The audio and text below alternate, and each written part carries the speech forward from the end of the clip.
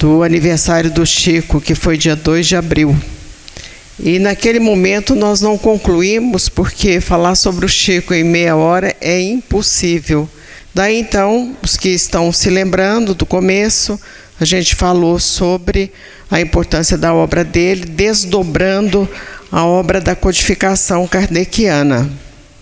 Falamos que em cada centenário da obra de Kardec, por exemplo, quando completou 100 anos do Livro dos Espíritos, Emmanuel trouxe uma obra específica sobre o 100 anos do Livro dos Espíritos, de igual maneira os Livros dos Médiuns, o Evangelho segundo o Espiritismo. Nós trouxemos todas as encarnações do Emmanuel, naquela época, naquele momento, porque falar do Chico sem falar em Emmanuel é praticamente impossível. E falamos também da responsabilidade do Chico, da exigência do Emmanuel, e essa exigência também falamos que não era exatamente para ele, Chico, porque Chico já estava pronto, era para nos deixar o legado de como devemos agir nas nossas aflições e nas nossas dificuldades. Então, quando Emmanuel exige, fala para o Chico, recomenda ao Chico a importância da disciplina, o Chico já tinha. Ele estava falando para nós, deixando o testemunho e o legado para a história. Quando ele fala para o Chico da importância do tratamento médico, Dr. Bezerra auxiliava, mas Chico sempre tratou com médicos. Estava também nos deixando o legado para a história, para todos nós. Quando ele fala para o Chico a respeito do tratar bem as pessoas, porque foi um determinado momento, um jornalista pergunta ao Chico onde era que Emmanuel era mais exigente para com ele, Chico. Onde é que o Emmanuel pegava no pé mesmo? E ele diz, para o trato para com as pessoas, no trato para com as pessoas. Não precisava também falar para o Chico, porque ele era a candura, até no nome, né? Cândido. A candura em pessoa, a gentileza, a educação, a finesse em pessoa. Uma vez nós fomos a Uberaba, na época da Nizinha ainda, e quando nós saímos daqui, saímos com o professor Múcio, os mais antigos se lembram do Instituto Araguaia, que era proprietário, era o professor Múcio, foi uma das grandes escolas que Goiás teve, ele era um grande pedagogo mesmo. Nós fomos, professor Múcio, dona Elba, que é a esposa dele, ainda viva, Nizinha e eu. E quando nós fomos, a Nizinha disse assim, a gente tem tanta coisa para conversar com o Chico, e de repente a gente ia à casa dele, porque nós o levamos lá para a comunhão espírita, da prece, e nesse trajeto a gente vai conversando com ele. Ele se hospedava, quando vinha a Goiânia, ele se hospedava na casa do professor Múcio. Daí a proximidade, a intimidade dele com o professor Múcio. Aí chegamos, ele estava no portão, já pronto para ir lá para o centro. E aí a Nizinha falou assim, ô Chico, nós viemos aqui e tal, você vai conosco lá para o centro?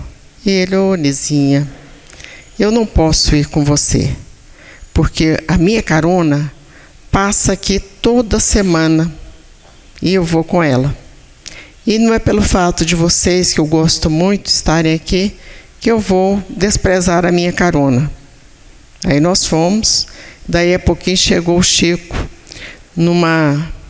a palavra quase que era uma furreca mesmo, sabe? O carro amarrado com corda, era a carona que ele tinha.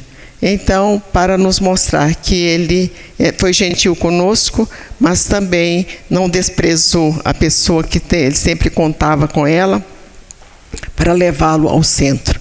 E nós ficaríamos aqui horas e horas contando as histórias vividas pelo Chico e pelo exemplo que ele deixou. Em razão disso, nós vamos continuar fazendo esse trabalho que a gente se propôs fazer. E falamos, como dizíamos há pouco, cada centenário ele escreveu um livro para homenagear aquela obra. Vamos ver que livro que vai sair aqui agora. Religião dos Espíritos. Veicula o estudo em torno da substância religiosa de O Livro dos Espíritos, com interpretações valiosas de várias das respostas dadas pelos espíritos superiores, numa exposição clara e segura dos conceitos doutrinários, editado pela FEB. A obra formou-se no transcorrer de 91 sessões públicas na Comunhão Espírita Cristã em Uberaba, em 1960. Então aqui a gente já tem um arcabouço desse livro, que é importante que todos conheçam, porque ele está falando, a Religião dos Espíritos, sobre o aspecto religioso do Livro dos Espíritos. Lembrando que a doutrina espírita tem um tríplice aspecto: é ciência, é filosofia e é religião. Então, no aspecto da religiosidade, ele está trazendo esse livro que se chama Religião dos Espíritos. E aí vamos ver que a obra formou-se no transcorrer de 91 sessões públicas, lá na Comunhão Espírita, em Uberaba, em 1960. Por que a gente destaca essas 91 sessões? Porque se eu não pudesse ir, se eu não fosse, no caso ele, como é que os espíritos ficariam para trazer esse livro? Daí a importância do compromisso que firmamos com os espíritos. Compromisso firmado com o espírito é assim registrado em cartório, lá do plano espiritual. Tem que ser cumprido. Então, ele só teve condições de realizar esse trabalho todo que ele realizou com esse sucesso, exatamente pela disciplina, pelo compromisso, pela perseverança que ele teve com os espíritos. E aí, muitos vão falar assim: mas o Chico era o Chico, mas nós não estamos caminhando para ser o Chico? Não sei quando que a gente chega lá, mas o caminho é esse, né? Pode ter pedra, pode ter dificuldades na estrada, mas nós vamos ter que continuar caminhando. Então, já que a gente está caminhando mesmo, vamos caminhar com muita alegria para realizar esse trabalho que nos compete com relação à doutrina espírita. E vamos ver então o que o Emmanuel vai contar para nós nesse livro, né? Nesse livro, Emmanuel enfatiza que o primeiro livro da codificação kardeciana é manancial tão rico de valores morais para o caminho humano que bem pode ser considerado não apenas como revelação da esfera superior, mas igualmente como o primeiro marco da religião dos espíritos, em bases de sabedoria e amor, a refletir o Evangelho sob a inspiração de nosso Senhor Jesus Cristo. Então, ele está falando da importância desse livro, que no caso é o Livro dos Espíritos, a parte moral do Livro dos Espíritos, que depois vai ser desdobrado no Evangelho segundo o Espiritismo, que a gente está estudando sempre para ver se nós pegamos, nem que seja no tranco, né? Mas estamos estudando sempre, então a importância do Livro dos Espíritos. Quem viu o filme? Ah, não acredito. Espíritas do Meu Brasil. O filme. Vamos programar para ir essa semana, e a semana que vem eu perguntar de novo. E se não todo mundo não levantar a mão, escorpiana legítima como eu sou, eu vou embora. Todo mundo com a mãozinha levantada. O filme é maravilhoso. Maravilhoso. Como disse há pouco, tem algumas licenças poéticas que a gente tem que deixar por conta do romance, da história, mas vamos respeitar muito mais o codificador depois que a gente vê o filme. Nós vamos ter muito mais apreço por ele e, por consequência, também por Francisco Cândido Xavier e por todos que, naquele primeiro momento, começaram o trabalho da codificação, da divulgação do Espiritismo. Não foi fácil. Texto extraído do livro Examina a Própria Aflição. Aí, qual do livro? Do Livro dos Espíritos. Religião dos Espíritos, né? Então, esse texto está sendo extraído do livro Religião dos Espíritos. Vamos ver a beleza do texto que está lá no livro Religião dos Espíritos. Texto extraído do livro Religião dos Espíritos. Examina a própria aflição. Questão número 908. A questão número 908 do Livro dos Espíritos discorre sobre a perfeição moral e tem a seguinte redação. 908. Como se poderá determinar o limite onde as paixões deixam de ser boas para se tornarem más? Resposta. As paixões são como um corcel, que só tem utilidade quando governado e que se torna perigoso desde que passe a governar. Uma paixão se torna perigosa a partir do momento em que deixais de poder governá-la e que dá em resultado um prejuízo qualquer para vós mesmos ou para outrem.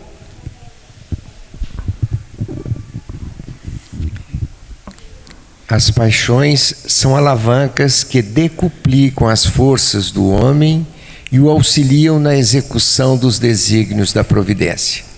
Mas, se em vez de as dirigir, deixa que elas o dirijam, cai o homem nos excessos e a própria força que, manejada pelas suas mãos, poderia produzir o bem, contra ele se volta e o esmaga. Aí está falando sobre as paixões. E está falando que a gente tem que ter limite para tudo. Por isso é que Kardec fala sobre a fé. E ele diz, fé deve ser raciocinada, tem que ter lógica. A doutrina espírita toda ela tem lógica.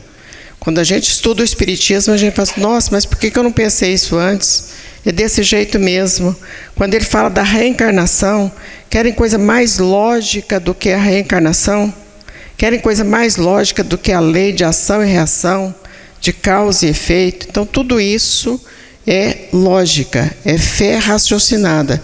E Kardec diz, fé raciocinada é aquela que desafia a razão em todas as épocas e em todos os tempos da humanidade. Então, temos que pensar, tem lógica? Recebi um aconselhamento, tem lógica? Se tiver lógica, a gente vai em frente. Se não, a gente deixa para lá. A lógica está no Evangelho. Todas as paixões têm seu princípio num sentimento ou numa necessidade natural. O princípio das paixões não é, assim, um mal, pois que assenta numa das condições providenciais da nossa existência. A paixão propriamente dita é a exageração de uma necessidade ou de um sentimento. Está no excesso e não na causa, e este excesso se torna um mal, quando tem como consequência um mal qualquer.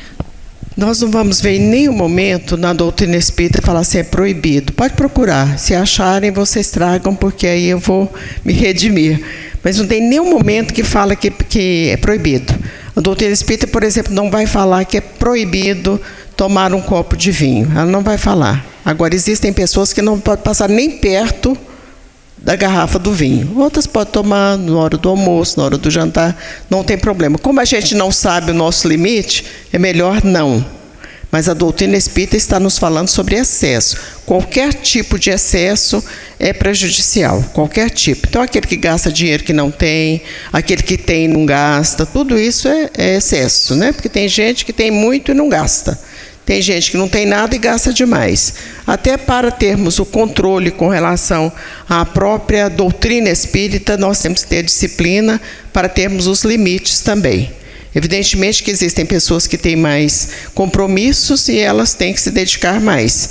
Mas nós temos que ter os limites, porque temos que ter o limite para a diversão, para aqueles que ainda gostam, para a família, para o trabalho, para o repouso, para a alimentação e o tempo para a doutrina espírita. Quando a gente tem a disciplina, a gente dá conta de equacionar tudo bem e dá conta de tudo. Agora, se não tiver disciplina, hoje eu acordei às 4, amanhã às 5, depois da manhã eu nem acordo, aí não vai dar certo mesmo. Toda paixão que aproxima o homem da natureza animal, afasta-o da natureza espiritual.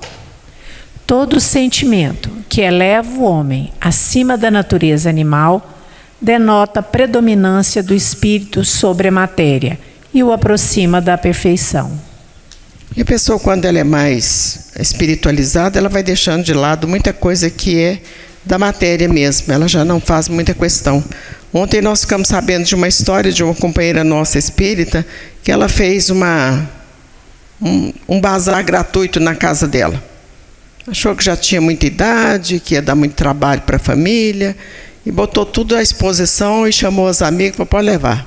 leva o que vocês quiserem, quadro, obra de arte, cristal e prata e não sei o que e tal, pode levar. Porque o que sobrar aqui, que vocês não quiserem, já vai tudo para o bazar. Porque eu não quero dar trabalho para as pessoas que terão que cuidar da minha casa, então já é desprendimento também. Já está desprendendo das coisas de ordem material, porque senão ainda vai ficar no plano espiritual pensando, nossa, e aquela tigela que não sei quem me deu, quem é que será que ficou com ela, né? Então... Eis a interpretação de Emmanuel. Com relação à paixão, com relação à aflição, né? Porque a pessoa, quando ela vai ficando muito envolvida com determinadas coisas, ela vai ficando aflita. Então é isso que vai examinar agora. Examina a própria aflição para que não se converta a tua inquietude em arrasadora tempestade emotiva. Todas as aflições se caracterizam por tipos e nomes especiais. A aflição do egoísmo chama-se egolatria. A aflição do vício chama-se delinquência. A aflição da agressividade chama-se cólera. A aflição do crime chama-se remorso.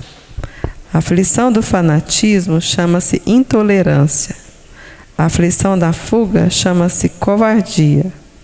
A aflição da inveja chama-se despeito. A aflição da leviandade chama-se insensatez. A aflição da indisciplina chama-se desordem. A aflição da brutalidade chama-se violência. A aflição da preguiça chama-se rebeldia. A aflição da vaidade chama-se loucura. A aflição do relaxamento chama-se evasiva. A aflição da indiferença chama-se desânimo. A aflição da inutilidade chama-se queixa. A aflição do ciúme chama-se desespero. A aflição da impaciência chama-se intemperança.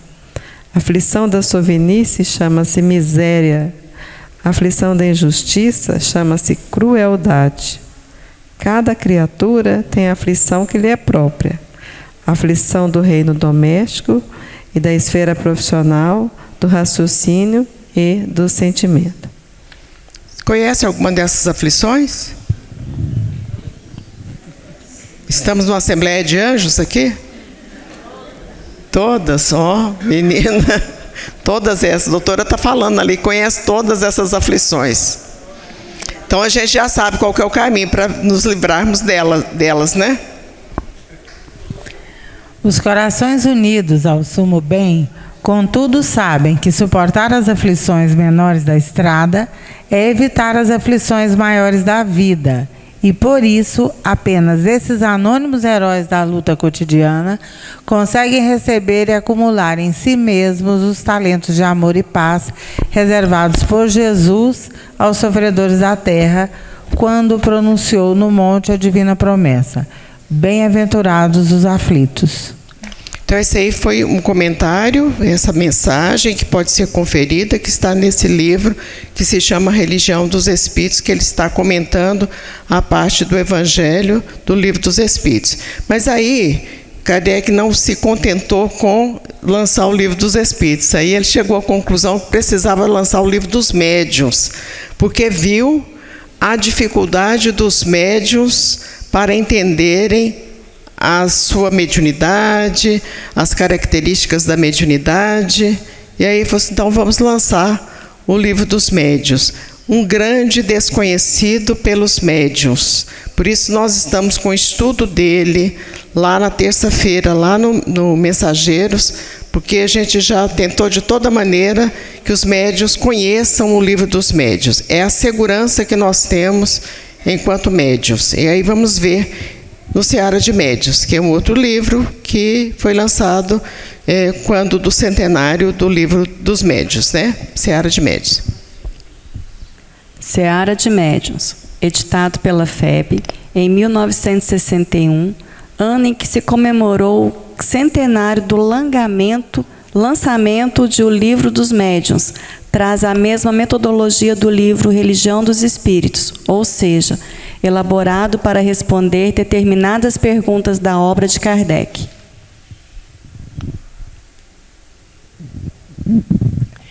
Kardec, em O Livro dos Médiuns, desenvolve as questões pertinentes à mediunidade ao responder à inquirição feita por participantes do trabalho da Comunhão Espírita Cristã, referente à questão 226, item 11, cujo capítulo fala da influência moral do médium na tarefa da mediunidade que transcrevemos.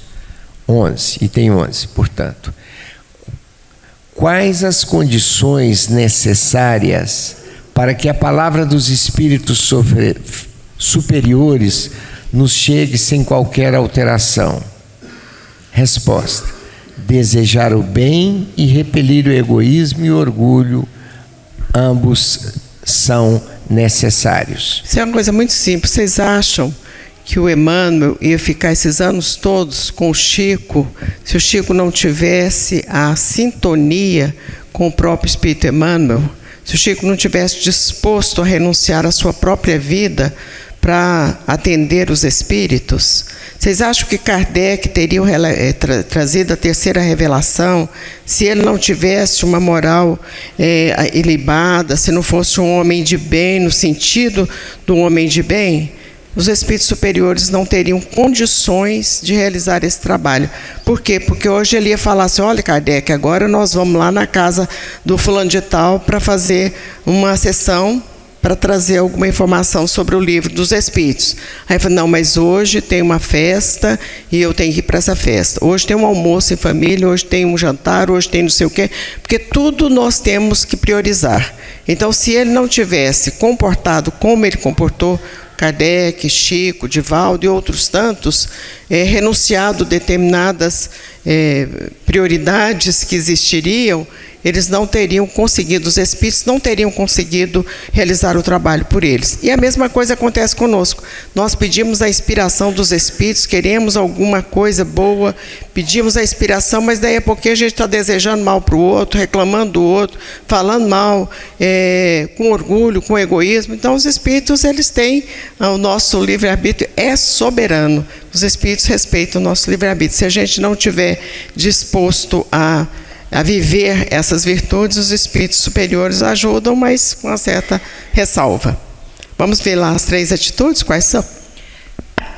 Emmanuel assim se expressou na lição que intitulou 3 atitudes.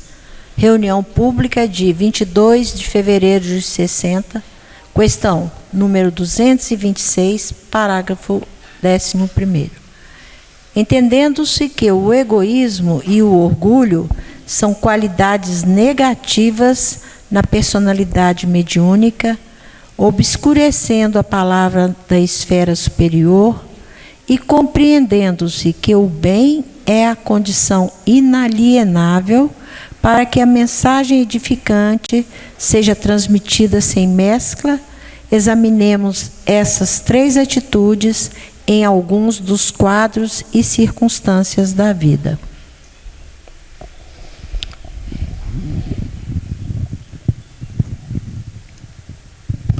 Na sociedade, o egoísmo faz o que quer.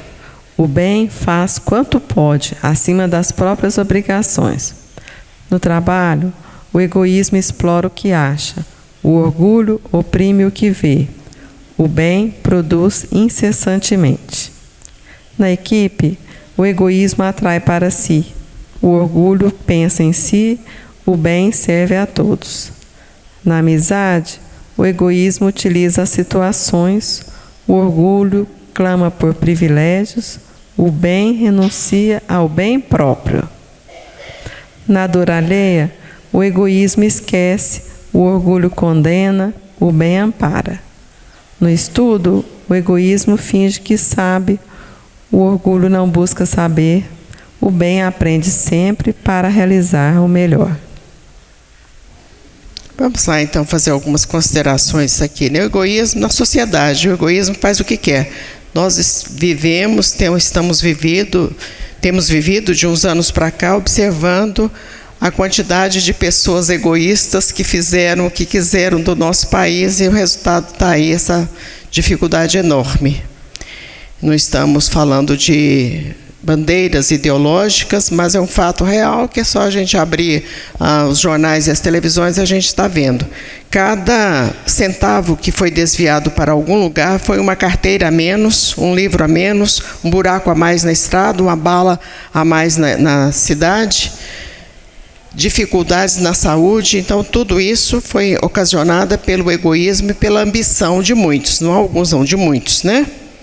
E o bem faz o que pode. Quer dizer, quando a gente chega numa situação dessa, muitos estão fazendo o que pode. Instituições espíritas, e muitas ainda têm o trabalho social, lutando assim de unhas e dentes para continuar esse trabalho com muita dificuldade mesmo. Nós visitamos 2 casas na quarta-feira, saímos de lá impressionados com o grau de renúncia, desprendimento, de altruísmo de alguns dirigentes de trabalhos assistenciais, sociais, que são realizados pelas instituições espíritas. A despeito de tudo e de todos, eles continuam o trabalho. No trabalho que está falando, o egoísmo explora o que acha.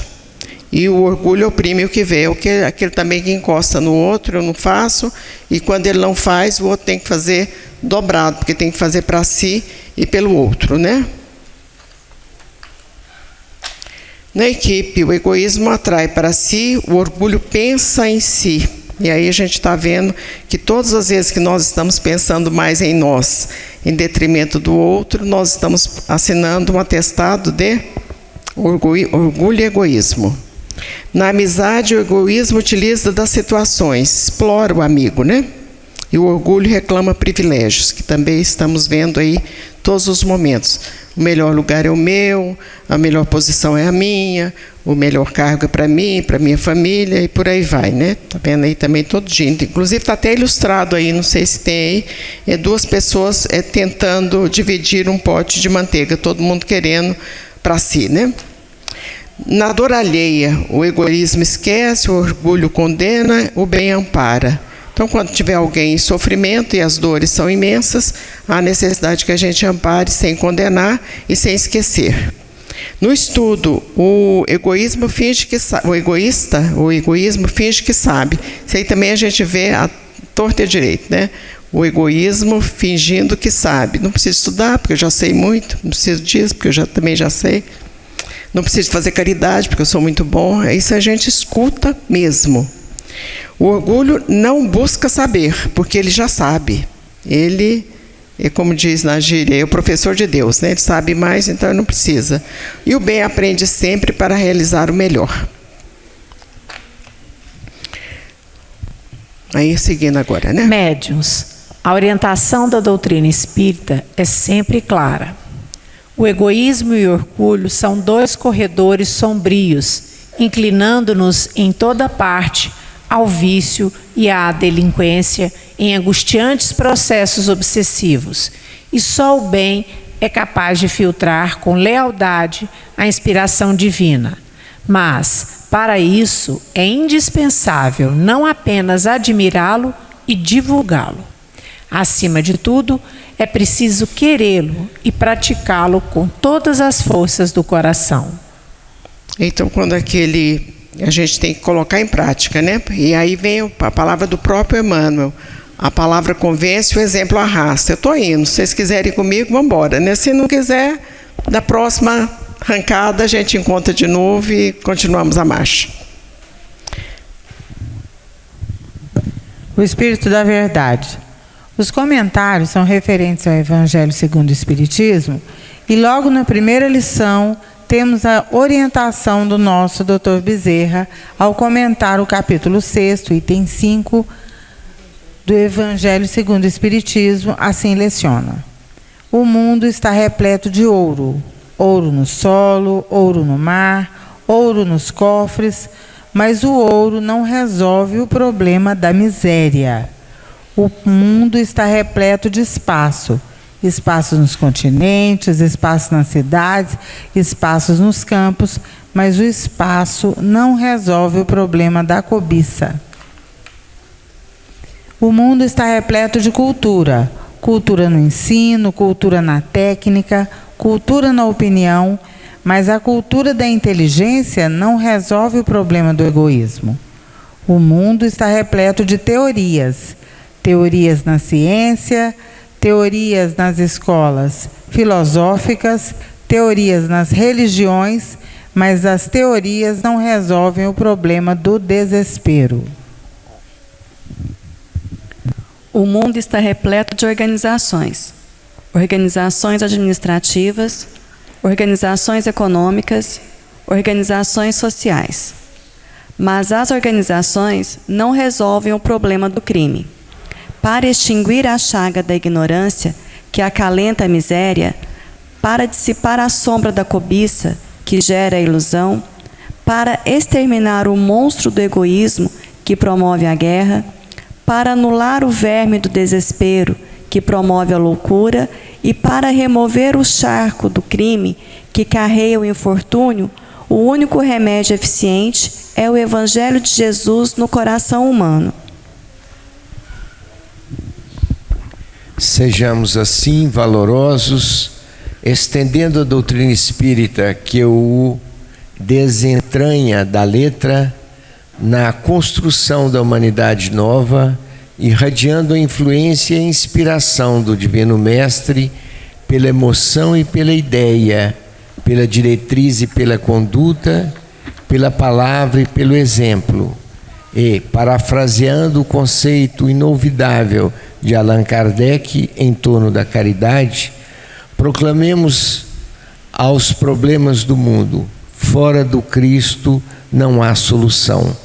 Bezerra de Menezes. Uma mensagem do Dr. Bezerra. Ele começa então falando: o ouro não resolve o problema da miséria, porque se resolvesse, tem tantas pessoas milionárias que a gente não tem nem ideia do que seja isso, tantas e tantas pessoas milionárias, e no entanto outras que estão tirando alimentos dos lixos. Em todos os países subdesenvolvidos, ou alguns com maior gravidade, mas em todos eles a mesma situação.